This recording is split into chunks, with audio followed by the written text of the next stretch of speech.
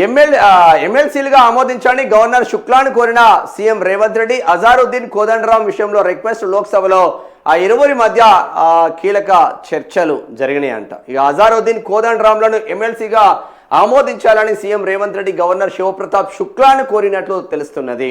లోక్ భవన్ వేదికగా గవర్నర్ ముఖ్యమంత్రి మధ్య కీలక చర్చలు జరిగినట్లు తెలిసింది. ఆదివారం సీఎం రేవంత్ రెడ్డి గవర్నర్ శివప్రతాప్ శుక్లాతో మర్యాదపూర్వకంగా భేటీ అయ్యారు. వివిధ అంశాలపై ఇద్దరు చర్చించినట్టు సమాచారం.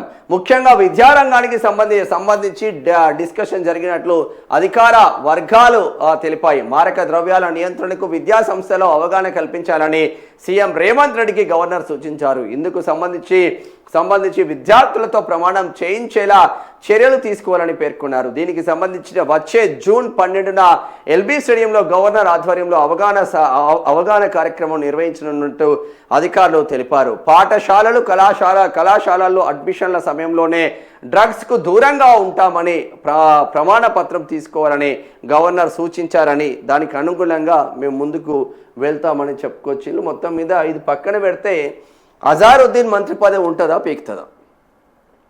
అజారుద్దీన్ కనుక సరే ఎమ్మెల్సీగా కోదండరాం రెండు రోజులు పనిచేసిండు. తర్వాత దాసోజు శ్రవణ్ కుర్ర సత్యనారాయణ పోరాటం చేయబట్టి వీళ్ళ పదవులు ఊడిపోయినాయి, అందరికీ తెలిసిందే.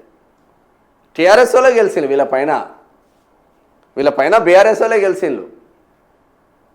4 రోజుల ముచ్చటగా అయిపోయింది. కోదండరాం సార్ ప్రొఫెసరే.